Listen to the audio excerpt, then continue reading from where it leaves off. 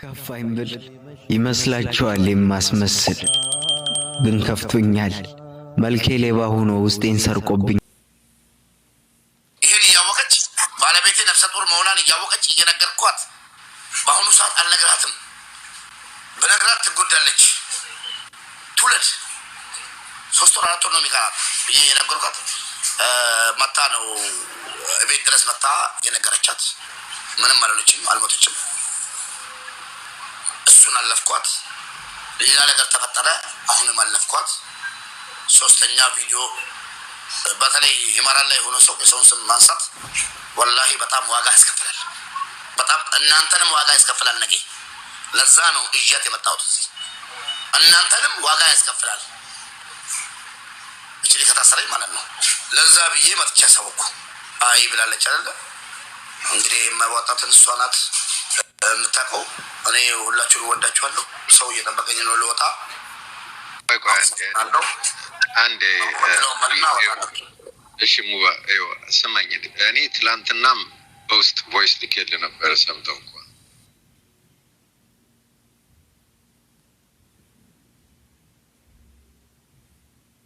እዛ ጋር ራሱ አቡ ሲድላት ሲጠይቃት አንተ ምን ፈል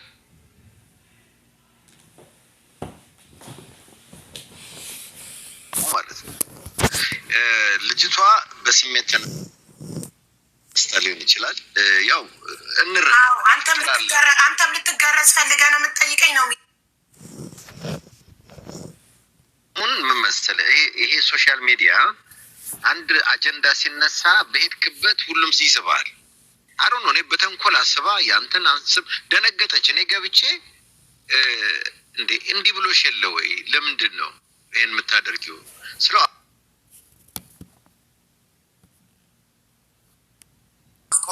አስቆም እና አቡ ራሱ አላወቅም ሳያውቅ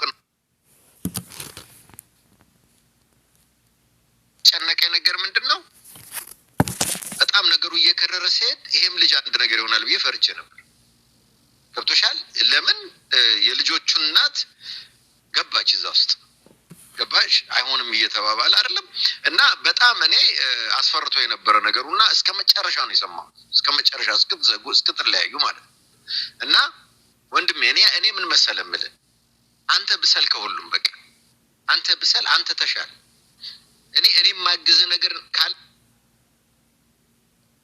ለላግዝህ ወረቀቷ ይሰራና ብቻ ይሰጣት ከዛ ከፈለክ አግባት ከፈለክ አታግባት ገብቷል ሚስትናት አንተ ተሻል ከሷ በቃ አንድ ሰው እንዴት ነው አሁን ያልገባ ነገር እሺ አንተ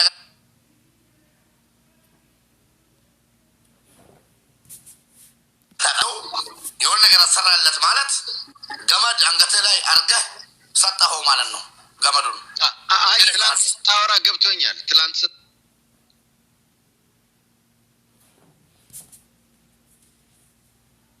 የመስራት ከሆነ የምትፈልገው ሌላ ሀገር እዚህ ካታር ትምጣው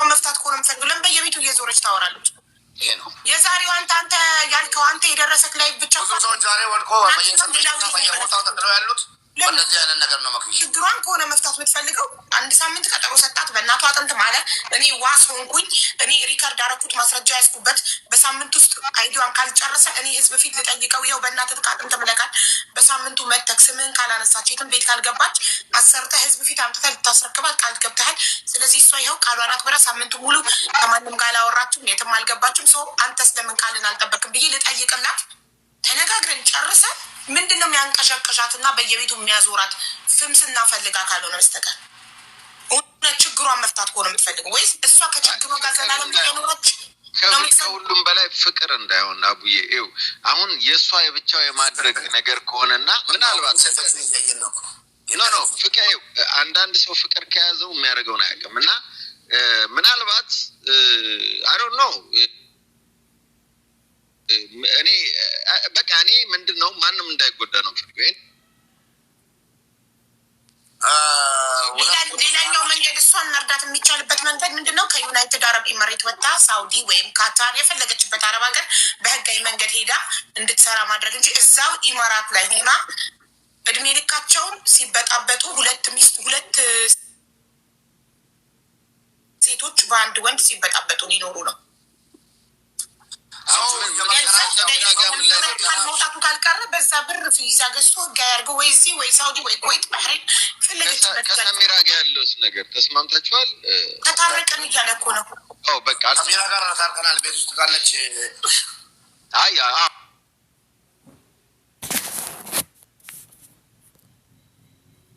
ባውቀዋለሁ ብዙ አንብቤ ያለው እና ይፈቅዳል እርግጠኛ ነኝ። ግን ዘመኑን እንዋጅ። ዘመኑ ደግሞ ሴቶች ሲደረጉ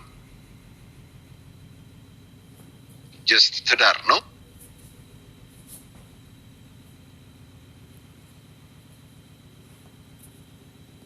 ሁለተኛ ሚስት፣ ሶስተኛ ሚስት፣ አራተኛ ሚስት የሚለውን ለምን ትቃወሚያለሽ እያሉ እኮ ቪዲዮ ይሰሩዋሉ። የሚወዱትም አሉ እንደዚህ የሚፈልጉም መደረብ የሚፈልጉም ክብር የሌላቸው ሴቶች አሉ። ሊቃወሙ እንደ ሴት ሁላችንም ልንቃወም ይገባል። ይህ ሃይማኖታዊ ነገር ሳይሆን እንደ ሴት ሁላችንም ይህንን ልንቃወም ይገባል። ልጅ ነው የሚበደለው። ልጆች እየተበደሉ ነው። ልጆች ያለ አባት እያደጉ ነው። እናት ልጇን ይዛ እየወጣች ሙቪም ሄዷል። ለማንኛውም ሚስቱ ሊጠራ ኦኬ። ሌላ በአንቺ በጠጣሽበት ሲኒ ላይ ሰዎች ለተናገሩሽ እዚህ ውስጥ ያላችሁ እህት ወንድሞች እባካችሁ ያ ሲኒ ላይ የምታዩት ባንዲራው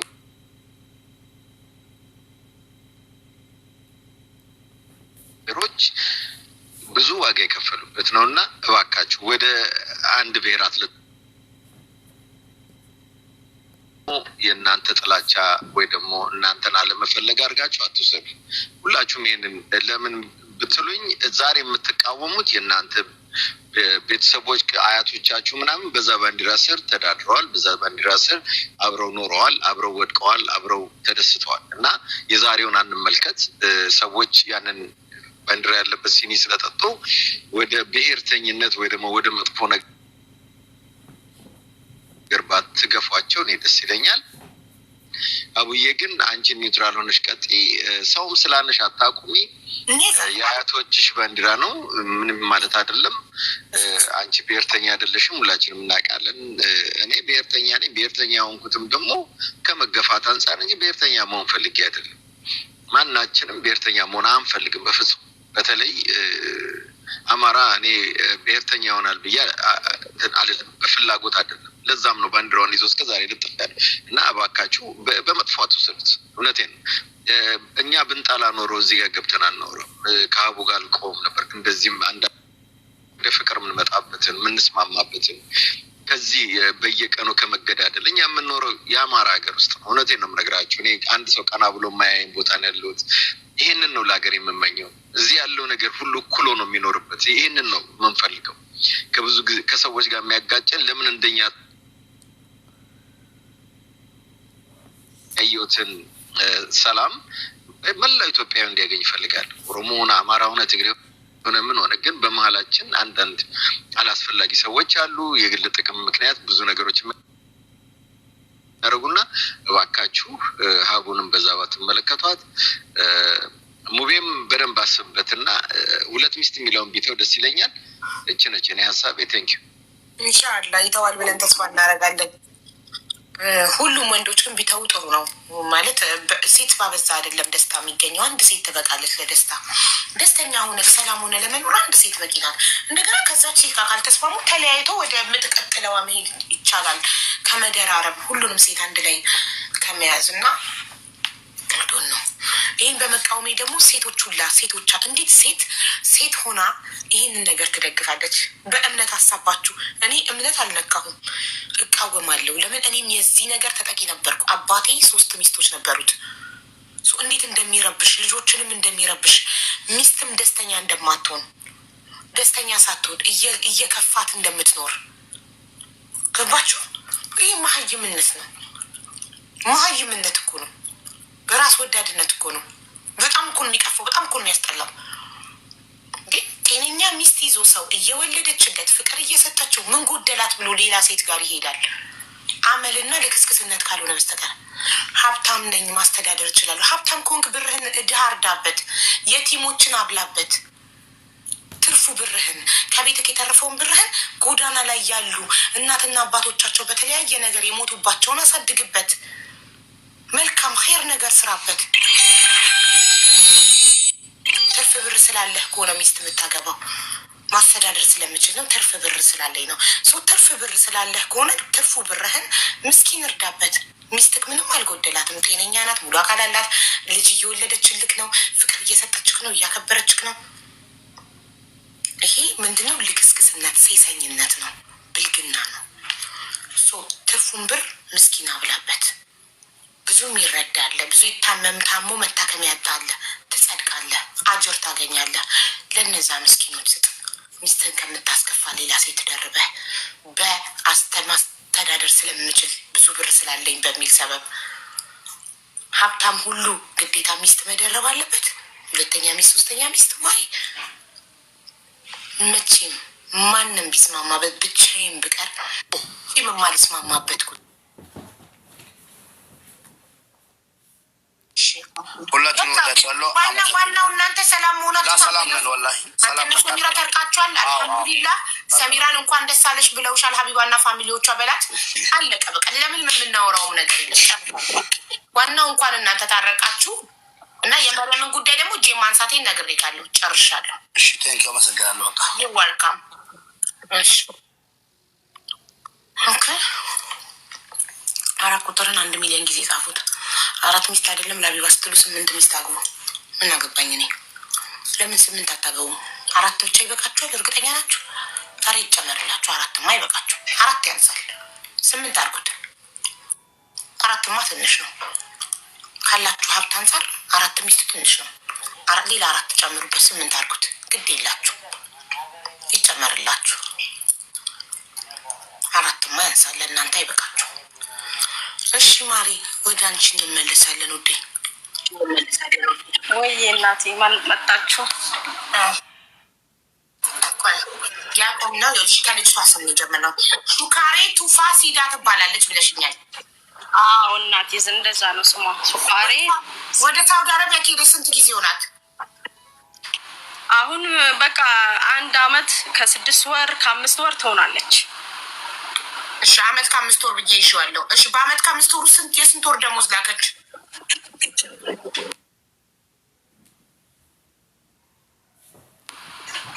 አዎ የ2 ወር ደሞዝ ብቻ ነው የላከችው። ሰራች መጀመሪያ ቤት በአጠቃላይ አራት ቤት ሰራች። ግን ያኔ 1 ወር አልሞላችም። የገባችበት ቤት ያው የገባች 2 ቤት የገባች ነው የወጣችው። 2 ቤት ግን በስርዓት ሰርታ ከወር በታች የሰራቻቸው ቤቶች አትቁጠሪያቸውና የመጨረሻውን ቤት ንገሪኝ። 2 የኔ እናት 2 ቤት። እሺ 2 ቤት። የመጀመሪያው ቤት ስንት ወር? 8 ወር ሰራች። የመጀመሪያው ቤት 8 ወር።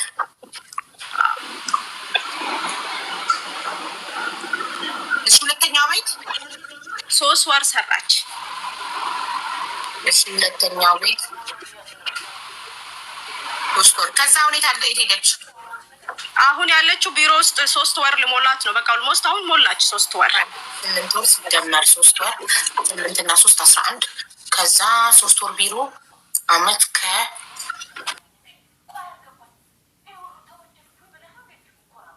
ከዛ 3 ወር ቢሮ 14 ማለት አመት ከ2 ወር 1 አመት ከ5 ወር ነው። 3 ወሩን ደግሞ የመጀመሪያ ሌሎች ቤቶች የሰራቻቸው ናቸው። 3 ወር የሰራችው የኛው መጨረሻ ቤት የሰራችሁበት ቤት ነው። አዎ ኩዮልሽ። ስለዚህ አመት ከ2 ወሯ ነው ከመጣች። እንደዛ ከሆነ አመት ከ5 ወር ያምናት። አመት ከ2 ወር። እሺ አሁን ቢሮ እሺ ቢሮ ከሁለተኛው ቤት ወደ ቢሮ ለምን ተመለሰች? ከሁለተኛ ቤት ወደ ቢሮ የተመለሰችበት አመጡት ሰራተኛ በጠለም ጠልቦ ነበርና እስከዛ ድረስ እሷ ሰራት። ከዛ ሰራተኛቷ ስትመጣ ልክ ረመዳን ሲገባ እነሱ አዲስ ሰራተኛ ስትመጣ እሷ ወደ ቢሮ መለሷት። እቺ ልጅ መኖሪያ ፍቃድ አልተሰራላትም ማለት ነው? አዎ ይሄ አሁን መኖሪያ ፍቃዱ አልተሰራላትም፣ መውጣት አትችልም አሏት። ኦኬ ሻሁን ቢሮ ውስጥ ለምን ቁጭ አለች? ለምን ሌላ ቤት አልገባችም? አይው አላስገባትም፣ ወደ ሌላ ቤትም አላስገባትም። ወደ ስራም ብሯንም ልመልሱላት ፍቃደኛ አይደሉም። ወደ ኢትዮጵያም ልትሄድ መላክ ፍቃደኛ አይደሉም። የቆማሽ አልተሰራም ይላታል ሰውየው። አንዱ የመጀመሪያው ቤት 8 ወር የሰራችበት ደግሞ ከዛ ላይ ነው 2 ወር የላከችው። አዎ ከዛ ላይ ነው 2 ወር የላከችው። ስለዚህ ከዛ ላይ የ6 ወር ደሞዟና ከሁለተኛው ቤት የ3 ወር ደሞዟ በአጠቃላይ የ9 ወር ደሞዝ እጇ ላይ ይዛ ነው ቢሮ ሄደችው። ላ ያ ሀቢብቲ እጇ ላይ አይደለም አሁን ያለው ይሄን አልብር እጇ ላይ አይደለም። 3 ወር ሰጠች እንጂ ለሰውየው። ሌቱ ሰውዬ ይኸውልሽ ውዴ ቢሮ ሲመለሷ ሰውየው ደሞዙን ከልክሏት አይደለም አሰሪዋ ወደ ቢሮ የተመለሰችው። የሁለተኛ ቤቱ ልልሽ የፈለግኩት መጀመሪያ እንደ አዲስ መጣ እንደ አዲስ እንደመጣች ከወጣችበት ቤትና ሁለተኛ የገባችበት ቤት ማለት ነው። 8 ወር የሰራችበት ቤት እኮ ይኸውልሽ የመጀመሪያው ቤት 8 ወር ሰራች። ከ8 ወር የ2 ወር ደሞዝ ለቤተሰብ ላከች አይደል? አዎ የ6 ወር ደሞዝ ቀረ። የ6 ወር ደሞዟን ወስዶ ሰውየው ለቢሮ ሰጠው። አዎ ቢሮ ስትወስዳት ቢሮ ተቀበላት የ6 ወሩ ማለት ነው።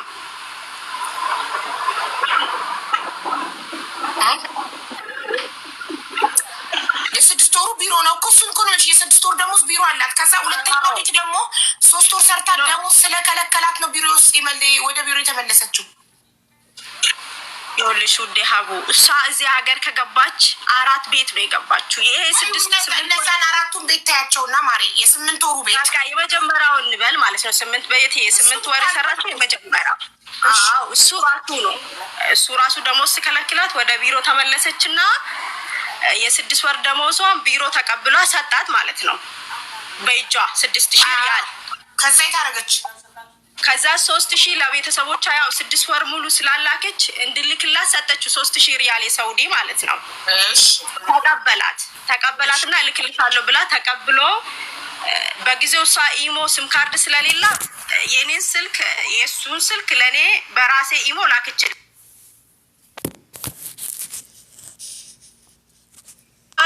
አይ እሷ እኮ አሁን ሌላ ቤት ስላስገባዋት የብር 3000 ሪያሉን አልክም ስትመጣ ትኬት ቆርጬባት ወደ ኢትዮጵያ አልካታለሁ አለ። እሺ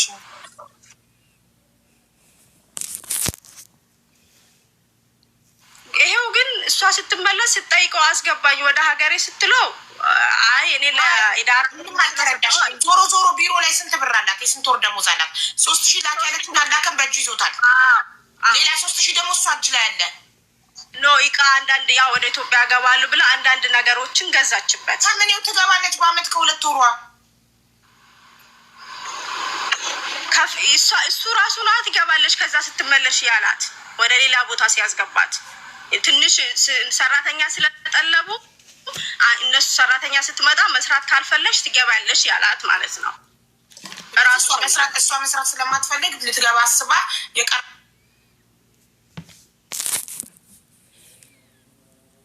እጅ ላይ 3000 ብር አላት። 3000 ሪያል ያ በቃ ይሄ ነው አሁን ችግሩ ይሄ ነው። ግን አቡ ወደ እንትኑም ወደ ምንድነው እዚህ ሀገር ኤምባሲ ሙሰዷት ትግባ ሲለው ለሰውዬ ማለት ነው። ወደ ኤምባሲ ከወሰድ ነው ትቆያለች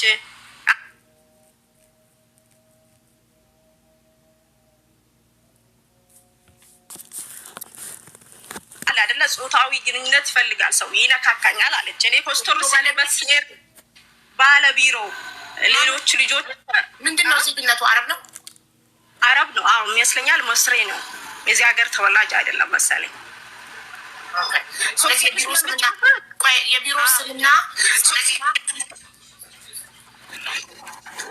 የቢሮ ስምና ስልክና የልጅቷ ፓስፖርት አለሽ? አለኝ። የቢሮ ስልክ የዚህ ሀገር ቢሮ ስም አለኝ፣ ፓስፖርቷም አለኝ፣ ስልክ ቁጥሯም ሎኬሽኗም አለኝ። እሺ እሷ ስልክ አላት? እሷ ስልክ አላት ግን ዳይሬክት የላትም። የኔን ኢሞ ነው የምትጠቀመው። ኖ ዳይሬክት አላልኩም። ስልክ አላት? ቀፎ ቲክቶክ አላት? እጅ ላይ አላት። ራሷ ለምናት መጣም ታሪክ አላት? ዋይፋይ ኬት አምጥታ ሀቡ ቢሮ ውስጥ እኔን የምታወራው ተደብቃ። ዋይፋይ እንዴት ይሰራል? ኢሞ እመቤቴ ዋይፋይ የላትም ቢሮ ውስጥ ዋይፋይ የለም።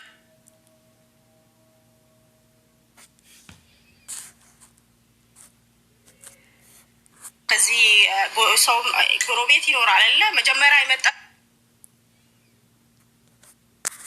አይጠፋም አይደለም? ስትወጣ ተደብቃ በወጣች ጊዜ ደውላም እንደምንም ሆነን ታወራኛለች። ያለችበት ያው ትጠይቀኛለች ማለት ነው። ከሰውየው ጋር ስለማወራ ምን ላይ ደረሰልኝ። እኔ ፊት ለፊቱ ስቆም የሚፈልገው ሌላ ስለሆነ ላወራኝ ፍቃደኛ አይደለም። ይሮጣሉላ አለች እኔ ሳይ፣ ወደ ውጭ ስወጣ ይሮጣሉላ አለች እኔ ሳይ። ሌሎቹ ግን ይሄን ነገር የሚፈልጉ ከሱ ጋር የሚያደርጉት ነገር ካደረጉ በማግስቱ ነው የሚያሳፍራቸው አለች። ሌላ ፊሊፒኖች ነኝ ኬንያዎች ምናምን።